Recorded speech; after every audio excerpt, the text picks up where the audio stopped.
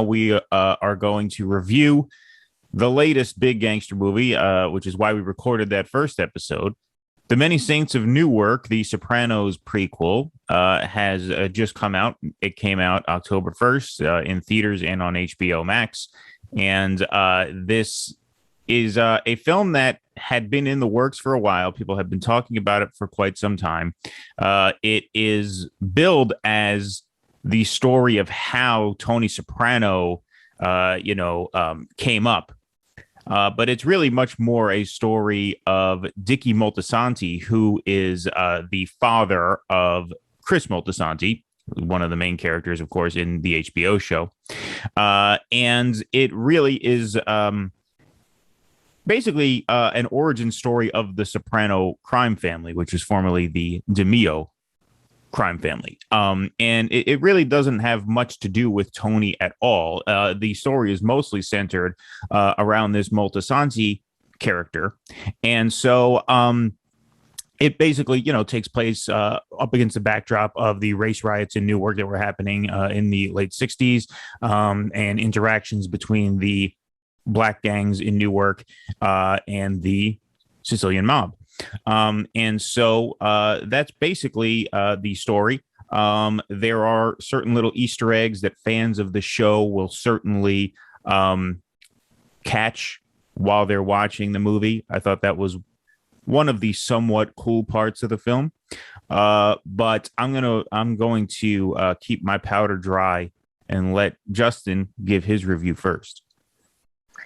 So I enjoyed the film. I generally just enjoy gangster movies, and it is obviously its connection with the Sopranos are all very, very interesting, and the Easter eggs that you mentioned are all very cool to see. And it was just kind of funny seeing some of the characters play these younger versions of the characters that we've known, and which it was cool to see, but also it also was kind of like silly to see people like made up to look like young Paulie Walnuts, made to look up like young Silvio Dante and stuff like that. And they're doing these impressions. It's funny because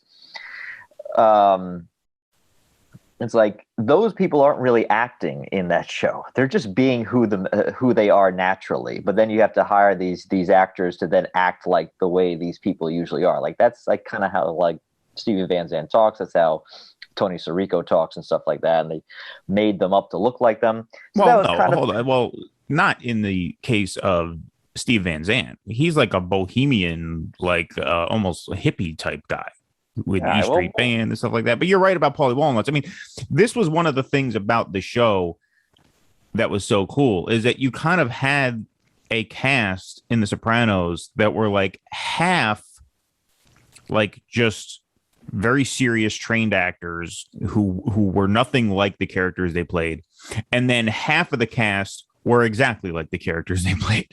Right. Like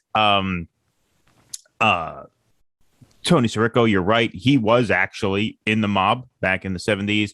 I'm blanking, what's Big Pussy's name, the actor who plays him? I'm blanking on it. Right, he's pretty much the same way in real life as he is in that show. But then you have people like Michael Imperioli, who's a trained theater actor. You could tell by doing, if you listen to his podcast, a very like sophisticated guy.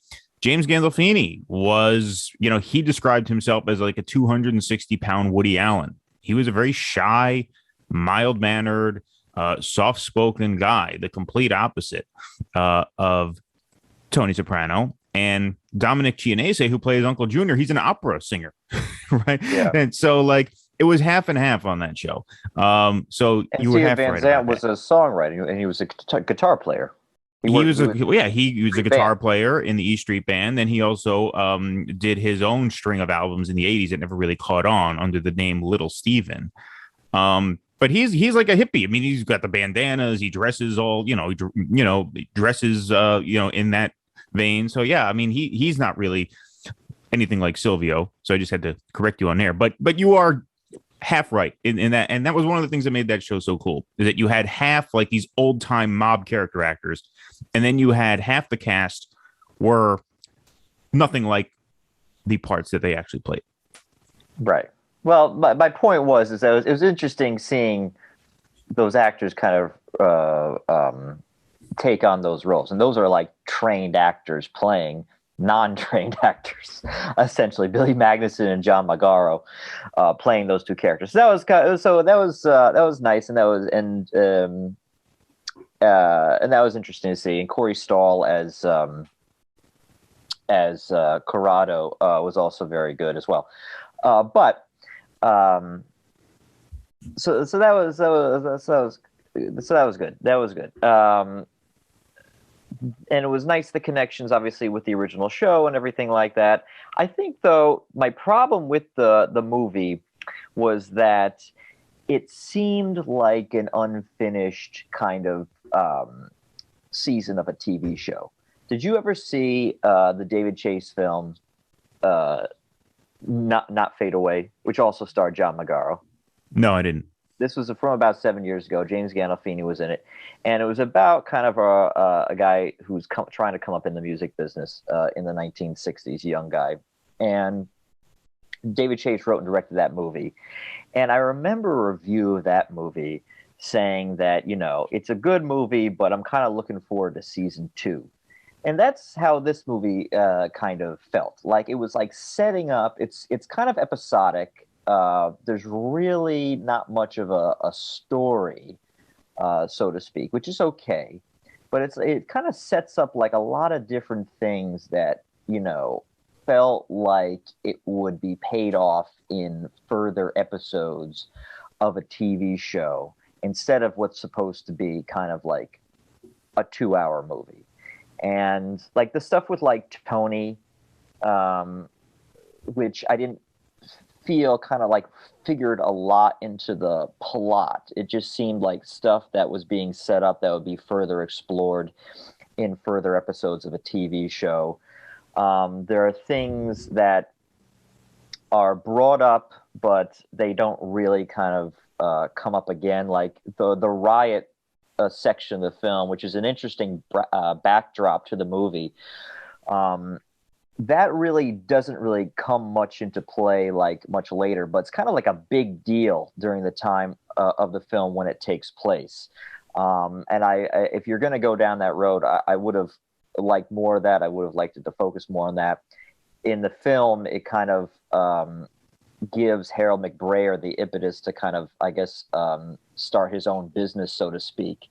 But in terms of how that works with Dick and Moltisanti, as we'll talk a little bit about later, it doesn't really. I didn't find that there was a great arc to it, like a really satisfying arc to that storyline. So it's kind of unfocused. You know, you think that it's maybe about Dickie Moltisanti. I guess he was like the heavily focused character in the movie, but I don't know. I didn't find it to be that of a satisfying film in terms of a cohesive storyline.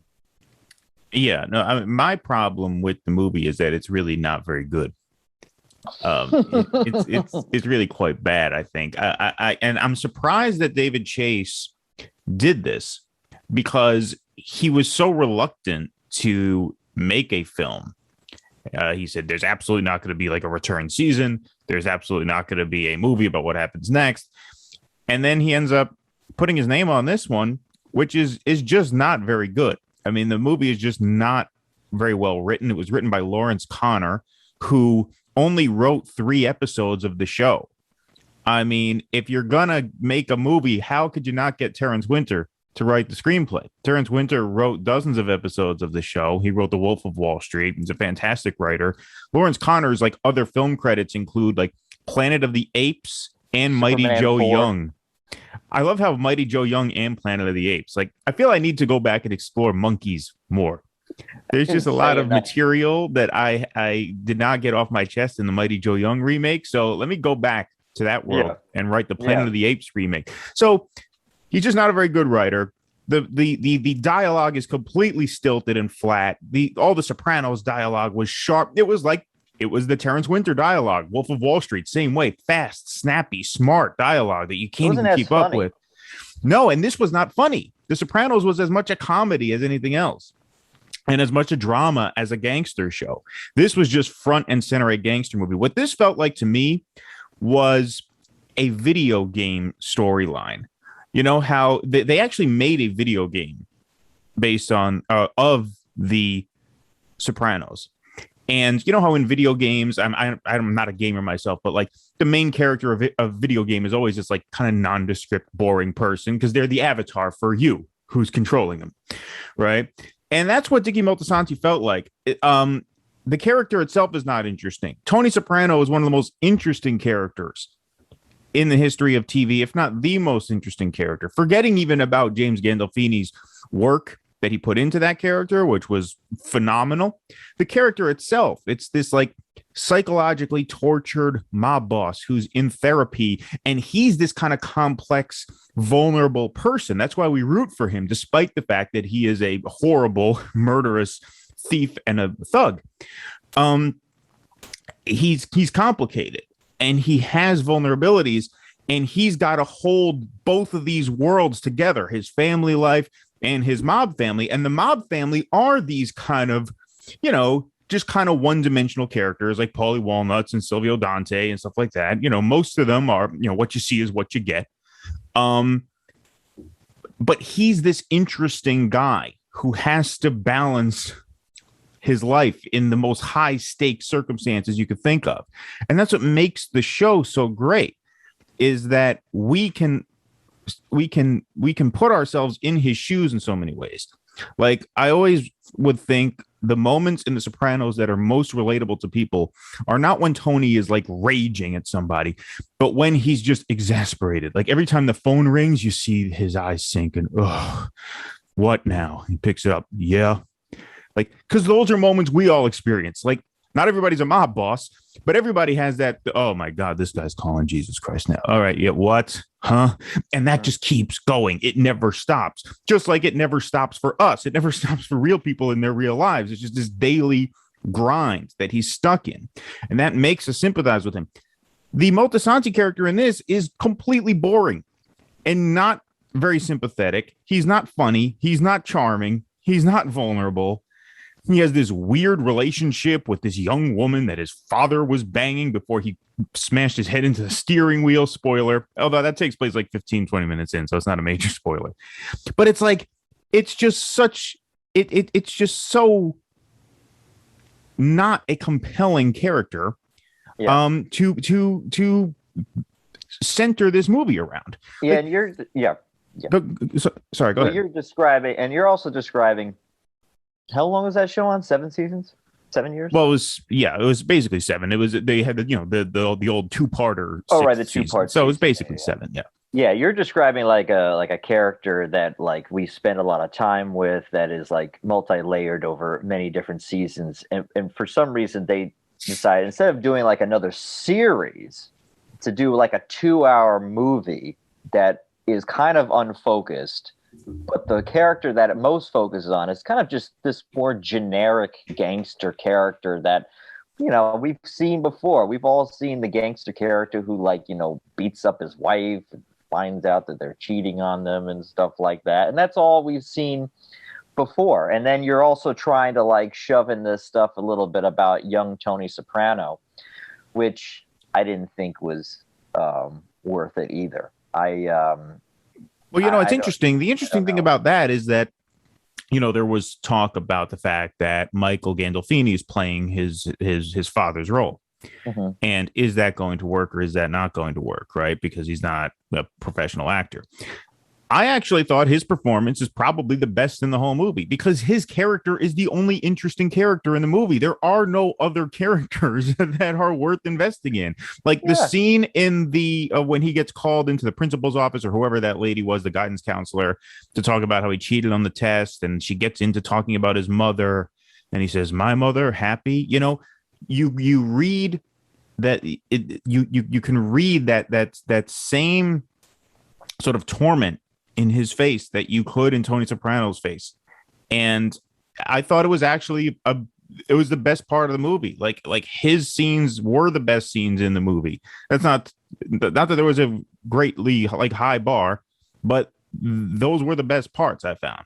I don't know. I wasn't really. I gotta say, I wasn't really impressed with that performance. I mean, I find it very odd, even that they decided to cast him. I'm like, I don't really get the reason behind it. It's like you're telling me that there is no one else that could play that role. Let's get his son, who Well, I has guess no maybe he acting looks like him, experience. but And you know, but he really doesn't. I mean, you could find someone who actually, if that's the reason, then you could definitely. I'm sure you can find a real actor who looks that way. I don't know. It didn't really strike me as that like compelling. Some there are kind of like moments where like it felt like he was doing an impression, which a lot of the characters are doing impressions of the characters that are in these series. But it's like, well, the I Silvio don't know. Dante thing was just ridiculous. I mean, that was just laughable. Yeah, I mean, and that's another thing that made the show so great is that it was so perfectly cast that it's impossible to imagine anyone else in these roles. Well, And can so we one of talk the about? built-in flaws of the movie is that you have to cast other people in these iconic roles that no one can possibly associate with anyone else. But can we talk about the worst performance in the movie, which is not a role that we've seen before, but it is a brand new character that we haven't seen, is that Ray Liotta is just awful. Oh, he was just absolutely dreadful in it. I First of mean, all, two things. Two things. So one of the things, it's not going to be, spoiler, which by the way is, you should listen to this after you see the movie. we can go a little So, bit more before we do spoilers, though, because I feel like there's a lot to get to without spoilers. But go ahead. all right, all right, all right. Well, first of all, it's a Ray Liotta thing. I want to get into it. It's fine. All right, fine. So first of all, Ray Liotta is terrible in this. I mean, some of his line readings are so bad. The story that he tells about Frank Sinatra and this donkey and elevator, it's one of those stories that, like, if I heard that in person, I would be like cringing. I would be like, I was like, is this guy all right? What is this? And some of his other line readings are so bad. But the most bizarre thing is that and yeah, I'm going to get into spoiler territory. So if you don't want to hear this, skip over the next 2-3 minutes. I remember, so Ray Liotta is killed. He plays Dicky Moltisante's father. His character is actually killed like about 10-15 minutes into the movie. And I remember seeing trailers where it looked like he was in prison. Like, is that like a deleted scene? And so then there's this thing where it turns out that he is a twin brother. And so as some sort of like penance, Dicky Moltisanti starts going to see his twin brother in jail, who's in jail for killing a maid guy. And so he's playing a dual role. Why would you get one of the most pop-marked actors to play a two role? You tell me both brothers had faces like that when they had the exact same pop marks all over their face? Yeah, I mean, I have twin boys. They're not that identical. Yeah, no, I mean, I was kind of relieved when he died. Figure, oh, great, I don't have to watch that anymore. Yeah. And then he comes back, and then no, he plays a second character. This guy's the worst actor in the movie in two roles. Yeah, why would you get? It's like the performance, the worst, and I was like, maybe this performance would be better. He's playing like a somewhat different character, like a more, I don't know. Well, like he's more humbled, he's beaten down. Yeah. Yeah. But some of his line readings are so like stilted in the second character. It's a whole like other kind of different problem. Like there were so many problems with the first character he played, and the second character. It's like, oh, this is very bad in a totally different way. Right. Yeah. But it's weird. It's like and I was thinking about Ray Liotta because a movie that I wasn't in love with was Marriage Story, and one of the highlights of Marriage Story, I was like, oh yeah, Ray Liotta is good in this movie. But this movie where he's playing a gangster, which you think would be coming home for him, wow, just wow.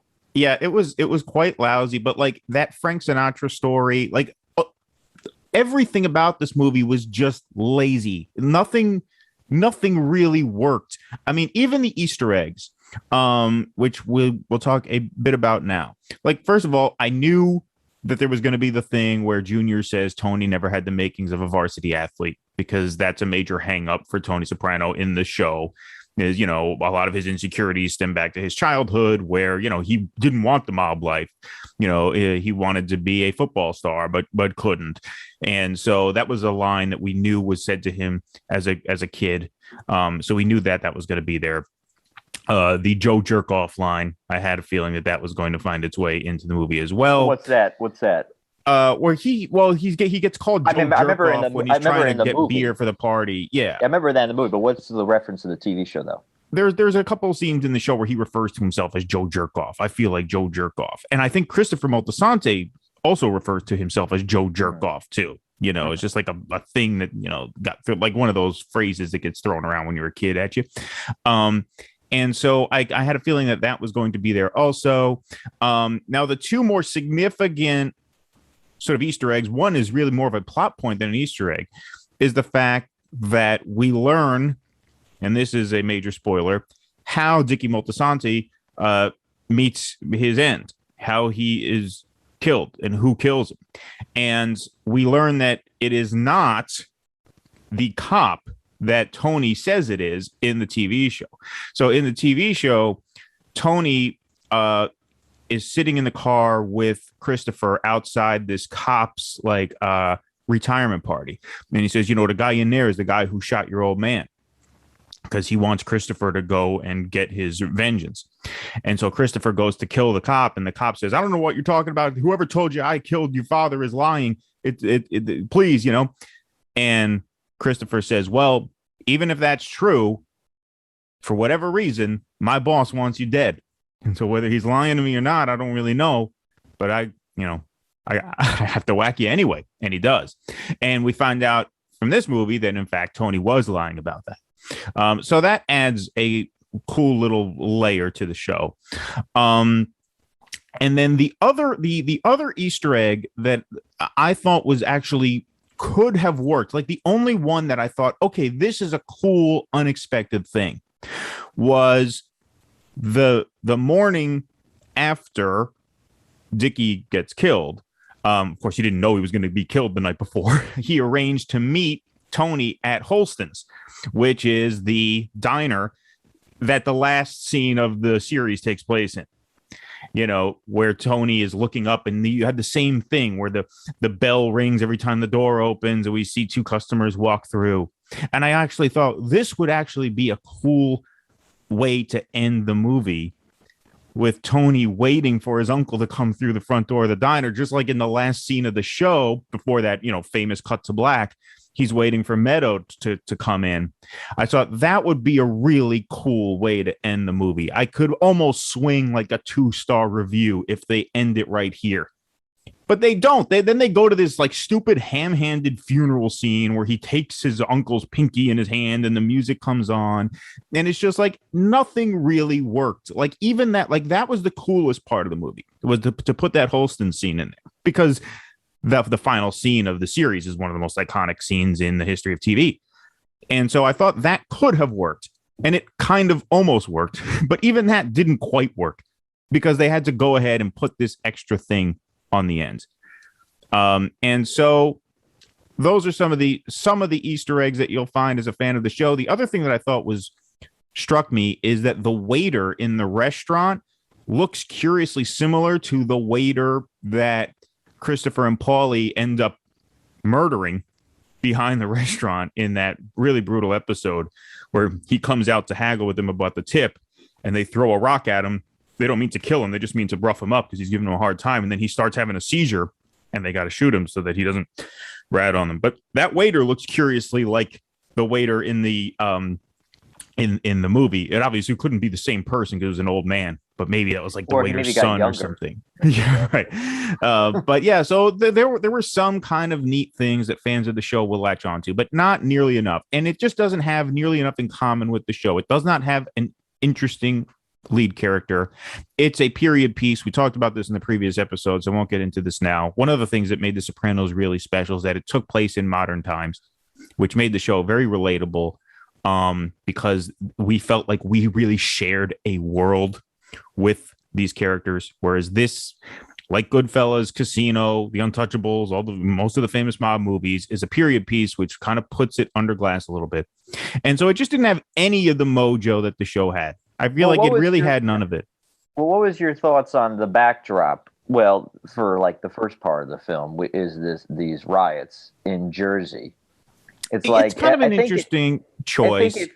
it seems though that if you wanted to do that, either you spend more time on it or you make that its own movie, which apparently is what David Chase originally intended to do many, many years ago, is make a whole movie about that. Yeah, But yeah, it's yeah. Because the movie, unnecessary. well, the first, I mean, the only time any kind of plot gets going is when uh Dickie's girlfriends starts, you know, you can't really say cheating on him because it's not a formal relationship, but she starts seeing Harold. Yeah. That sets in motion what is really the only plot of the movie, and that's at about the hour and 10-minute mark. The Right. first hour is almost like there's no plot at all. The first hour is almost like if Robert Altman made a gangster movie. It's just like Yeah. just a collection of scenes, and that's not necessarily a bad thing, Right. right? I mean, like you said, that's not. I didn't really have a problem with that, but there's really no forward momentum to the movie whatsoever You for the first hour. you think that once that get going, is that this whole movie is going to be the back and forth between Maltasante and Harold McBrayer, and it's going to there's a big shootout. And that's what happens. There's a kind of a big shootout where this character Buddha gets killed, and then they retaliate. And there's this. Actually, no, I think that's actually the same scene. Anyways, but there still is a back and forth between those two kind of rival gangs, so to speak. And you think it's going to culminate into something. And it looks like that's what's going to happen at the end of the movie, because someone spots him at this hotel, and the next day, like, he tells Sylvia, I think, okay, we'll do it tomorrow, something like that. And even there's this scene prior to that with Harold McBrayer and this other gangster, a real life gangster, Frank Lucas, who that's what American Gangster is about, the Denzel Washington character. Right. And you think it's going to all culminate in like one final thing, but it doesn't. And what's interesting is that, and you could like this, you may not, similar to what David Chase did on the show, the movie kind of subverts expectations, because going into the finale, you think that that's what's going to happen. There's going to be one culminating battle between these two gangsters once and for all. And I had forgotten about what had happened to Dickie Moltisanti on the show, but I guess that's a known thing, that he got shot in his driveway. And so instead of having this big battle between him and Harold McBrayer, he's shot in the driveway. What we turned out is because he insulted Corrado when he slipped and fell.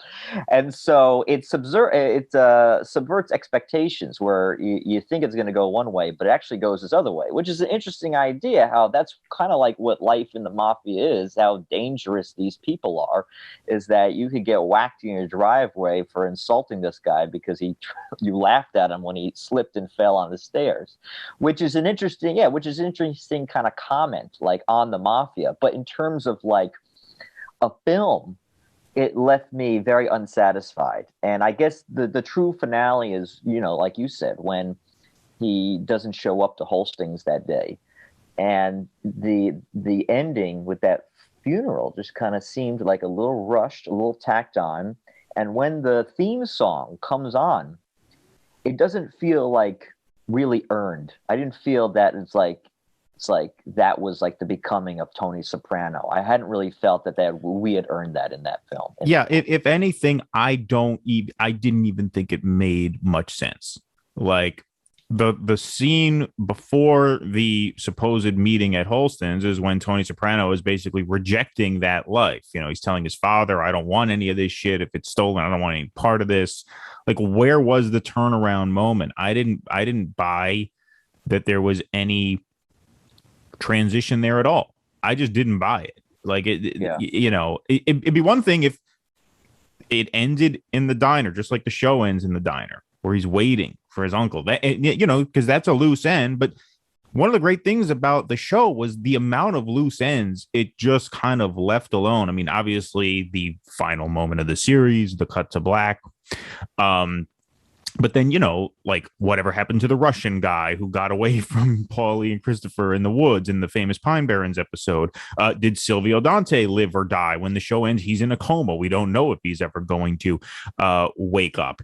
The show was always sort of willing to create certain mysteries. And so much of these characters' pasts were mysteries. One of the mysteries that the show left is, did Tony lie about how Christopher's father died? Right. So we didn't need a resolution to that. And so, this was just unnecessary. Like watching it, I understood why David Chase was so reluctant to do it because there was really no way to make it work. There just really wasn't, because these characters in the show are so iconic and so memorable, and so their own entities, that to have other people play them, just that alone, like built into the premise of the movie, are so many flaws to begin with that you really can't overcome no matter what. Two more things I want to talk about.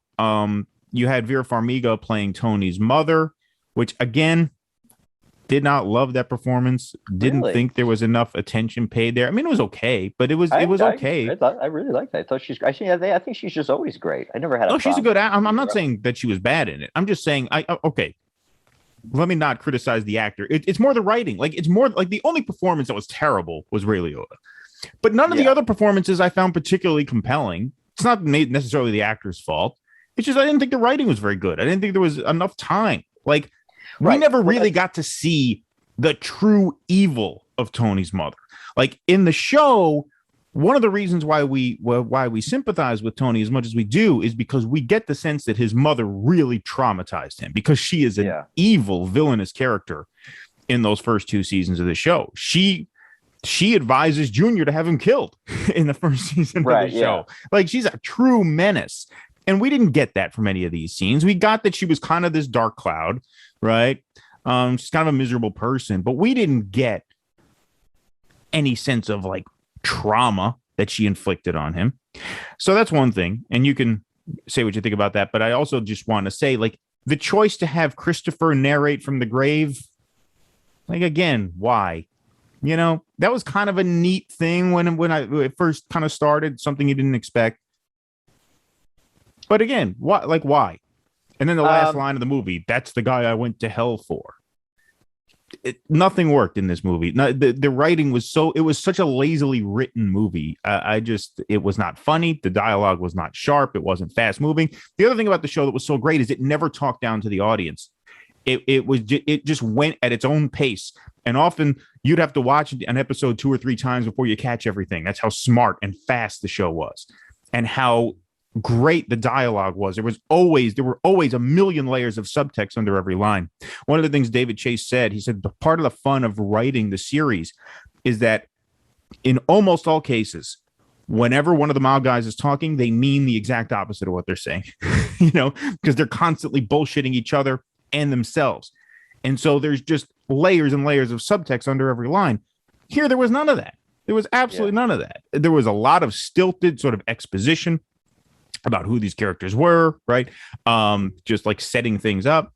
And then the dialogue was slow. None of it read as authentic.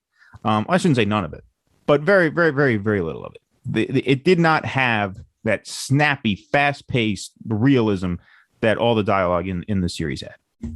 All right. So let me just respond to all that. Well, first of all, going back, it almost like, and this speaks to the Vera Farmiga thing, it's like none of these characters really have very strong arcs. It's like they seem like they are leaving breadcrumbs and setting up things as if there was going to be 9 more episodes of this. And so while I really enjoyed the Vera Farmiga performance, it wasn't a complete performance. It wasn't entirely there wasn't much of a strong point to it besides being there. And that's the thing with the rest of the movie, is that it really isn't setting up anything. It really doesn't, besides the whole thing with Dickie Maltasante and Christopher's father getting killed and how he got killed. It really doesn't affect how you look at the series at all. And which I think is like, is that the point of making the movie to begin with, to see how these characters got to where they are? Is that the point of making a prequel? So I'm really not even like, and when you spend like so little time on your main character, in a 2 hour movie, a 2 hour movie that's supposed to set up a 7 year series. It's a little too unfocused to actually make a dent in how you feel about what's going on in the rest of the series. So I don't know.